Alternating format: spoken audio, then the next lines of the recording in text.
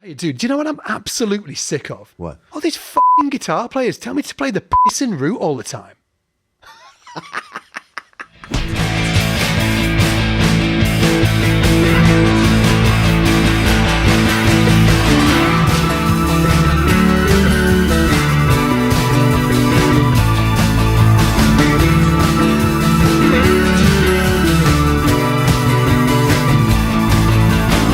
So the song that we're diving into today is Love Will Tear Us Apart by the mighty Joy Division. The year was 1980. Ian and I were 2. The city was Manchester and the bass player was the legendary Peter Hook. Although, I mean, I never did really play bass because I always found it intensely annoying whenever some twat of a guitarist would turn around to you and say, could you play the root note? Say it how it You is. go, no, I can't play the root note, mate.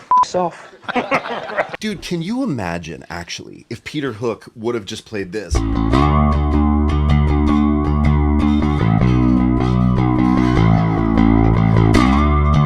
know what I mean? Like, it would be a completely different song. Their sound is Peter Hook. If you take Peter Hook out of that sound, it just isn't Joy Division anymore. He's so integral to the vibe of it. Sort of like Manchester culture. That is like a really important part of the Manchester swagger. And it is kind of like, you know, get out of my way. I'm going to do my thing. I don't care what you want me to do. Yeah. Step out of the way. Yeah. It's sort of like it's freaking just pushing out like, screw you. I'm going to do my thing. And we've got this great clip right here of Peter actually talking about how he actually fell upon his style and then developed it. Check this out. My style came quite naturally from being unable to hear myself in the rehearsal room.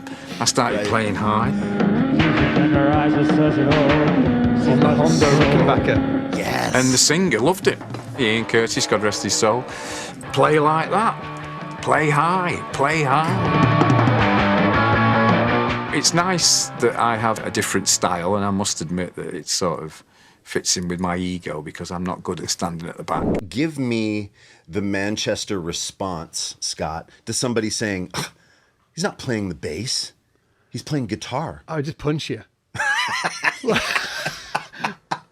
So for anybody out there wondering how you do this and how you get this sort of signature Peter Hook sound, what are the components? I feel like you've broken it down, Divine. Dude, I might have broken it down. And first of all, you got to start out with one of these. Ooh, yes, you do. You've got to start out with a pick. I also want to give him props for being the GOAT of all time of the low slingers. Like, please, let me know in the comments, is Peter Hook the OG low slinger? Maybe these guys like Duff McKagan and that, maybe they actually got it from a young lad from Manchester. Just putting it out there. But with that said, let's jump into this next clip so you can see how Peter's playing with a pick and how it's very different from other bass players that do it. Get me doing this. So check this out. This is somebody playing the bass for Peter Hook. Peter's about to grab Are it. you left-handed? Playing him, Love Will Tear Us Apart. Yeah. He gave him the full intro, too. Check it out. Wrong. He's wrong. You're wrong. Okay. Like, no, you're doing it wrong. That's better than Hooky played.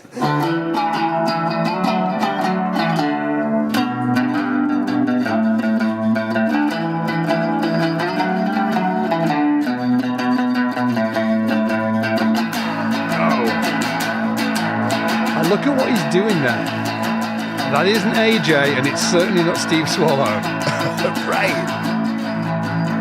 It's strumming. And look at. He plays it like a guitar player. Yeah. Careful, you're going to get punched. By the way, if you haven't grabbed the tab notation yet, you know us guys. We've got it all down there in the description for you. We'll also pin it on one of the comments down there as well. Grab the tab and notation. We'll have all of it for this bass line. But he's playing. He's playing the whole, but it's like.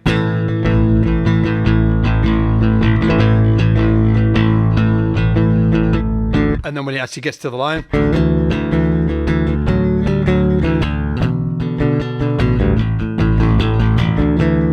Yes. Like it's kind of like messy, but there's a few key things that he's doing which are actually quite tricky, and we'll get to that in 1 second. But next, let's talk about basses, dude. What was he actually using on this recording? So, okay, there's conflicting info about this, right? Because I read that it was the Hondo Rickenbacker copy, and that's what I've always associated. When someone says Peter Hook, I think Rickenbacker. No. But it wasn't. Yes, No. I do. I know. And I know that it's not true. Dude, it's Yamaha BB. It's Yamaha, I know. It was a Hondo copy. Cool. All good. That is more punk that it isn't an actual fancy Rickenbacker. Yeah. You know what I mean? Yeah. And then wasn't it broken or stolen or something, right? And then he went on to the Yamahas. Yeah, so I've got it. So, Pete Hook has actually said in a few interviews that he was playing a Yamaha BB600. I've looked at a bunch of material. All of the stuff that I can see, he's actually playing a Yamaha BB1200. But the story goes that the original bass that he used was actually stolen in New York, and then he replaced it with a Yamaha BB1200S, which you see on the video that was released in 1980. Do not worry, people. I have got you. Oh, yes. Okay, right. So we've got the pick. We've talked about the Yamaha bass. What else do you need to get this sound? You're Mr. Effects, right? Yeah, I mean, I've always assumed chorus.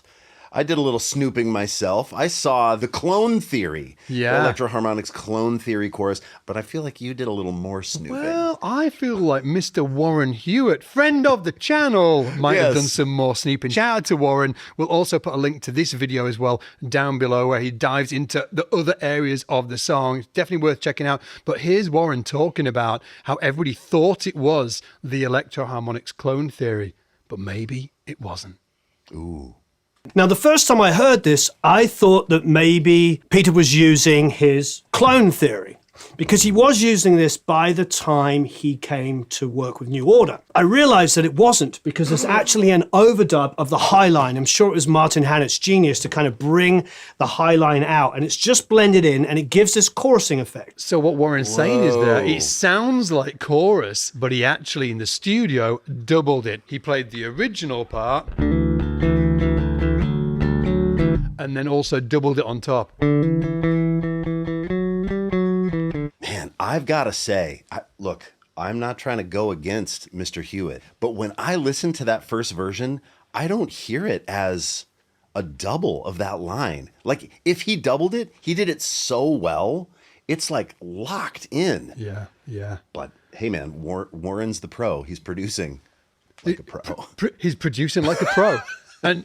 And that's what his channel's called. Shout out to Mr. Warren Hewitt. Go check out his channel. I was just trying to make a joke, Divine. Okay, so I love YouTube. You probably love YouTube.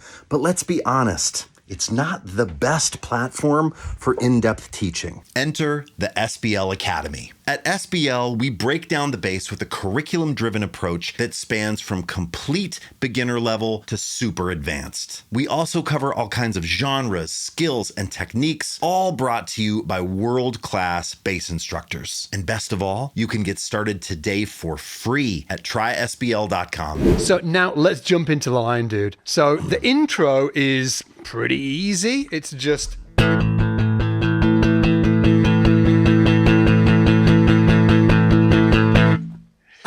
That's pretty Root and cool. 5. Is there a minute, though? Is there a moment where he plays... Do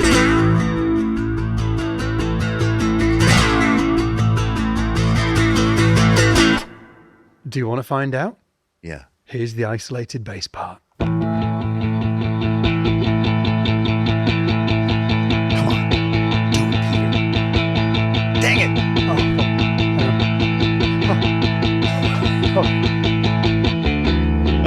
Okay, all right. So I embellished. But can I just say that I so wanted there to be a... Yeah, man. Because we're doing it because we don't need guitar players. Screw you. Go back to your little nerdy computer chairs. So just in case you didn't get it, it's just root and 5. And he's muting the rest, right? So Not playing that low A. he's not playing the lower. I can't Got hear it. it. And I'm muting it with my middle and ring finger. Yeah. Yeah, I love it. And what if we go a little further into this isolated? I only hear one bass track. Do you? Let's Yes. listen to the main line. We'll make a call on whether it was doubled or whatever, and then we'll teach you it. Check it out.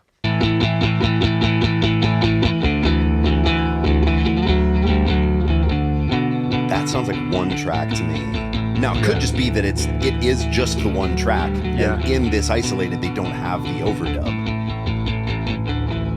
Is there chorus? Or is this just dry-ass bass?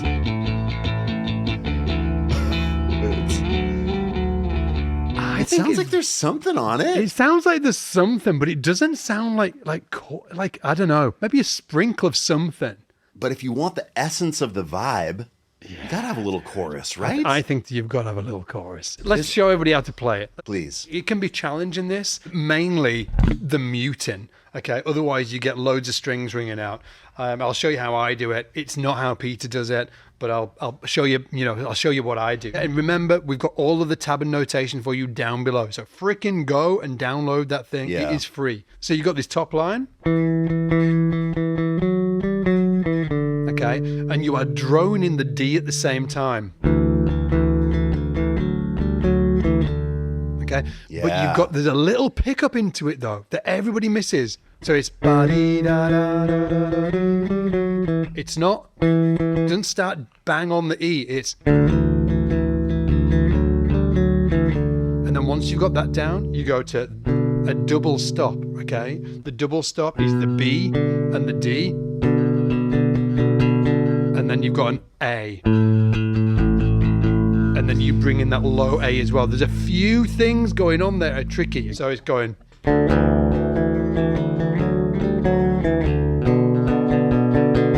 Yeah, so down, down, up, down, up, down, up. And then when it hits the A, again, the A is doing this. But it does this. Yeah, that low A kind of starts sneaking Exactly. in, right? So it goes da da da bo do do. And together it sounds like this. Yeah. And check out Scott's thumb over the top, right? Using it as a mute for sometimes the E and the A. Now, okay, I've got to say, you have the original, like his original vibe locked down. But I feel like now he's playing it, or like more recently, he'll play like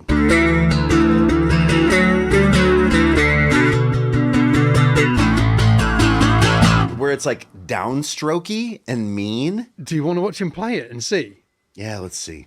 And this is with his son. And just hang out because his son is actually the bass player for a pretty cool, actually not a pretty cool band, maybe the coolest band in terms of, like, in my opinion.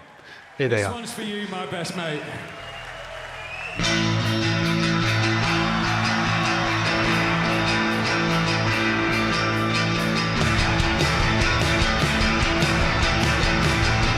Oh, the drum!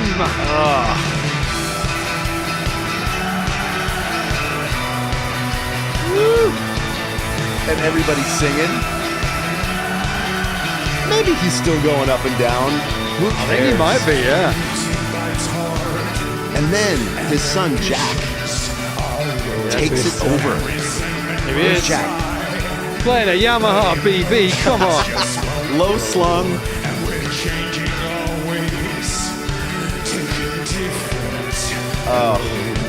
And this is in Manchester Apollo as well. Imagine being there at this concert. Manchester Apollo. Wild. Peter Hook, man. I mean, just singing like front man. There's two bass players, dude. Double bass. Sounds great, too. Dude, Peter Hook is the GOAT. I know. He's the GOAT. My word, we've got to get Peter Hook on the channel. I know, My man. freaking word. I also, hand in the air, totally wrong. I feel like, I hear this, but he's still, he's here, right? It's all up and down. That's tricky for me. It's hard. That's tricky. Who's his son playing for in? Okay, so Jack Bates or Jack Hook, kind of sometimes people call him either. I got to see him, man, play with the Smashing Pumpkins. He has been the Smashing Pumpkins touring bassist for years, and he killed it with them. If you want more nerdy tone breakdowns, bass line breakdowns, we have you here at SBL. Please like the video, subscribe to the channel. We want to do it more for you. Thank you so much for being with us today. In the comments, let us know who else you want featured on the channel, and we'll see you next time. Take it easy. Oh, don't do that. Do this. You're playing it wrong. Play the thing that's going to make me sound good. Make me sound good. You didn't want to talk about the guitar there at all. You're like, yeah, whatever, Allison. Let's keep talking about that bass. We don't even, look at, he's not even, look at his hand. Look at his hand. He's holding a freaking chord. He's not even strumming it. He's holding the mic like it should be. Like it should be. Jack Hook, like the pirate.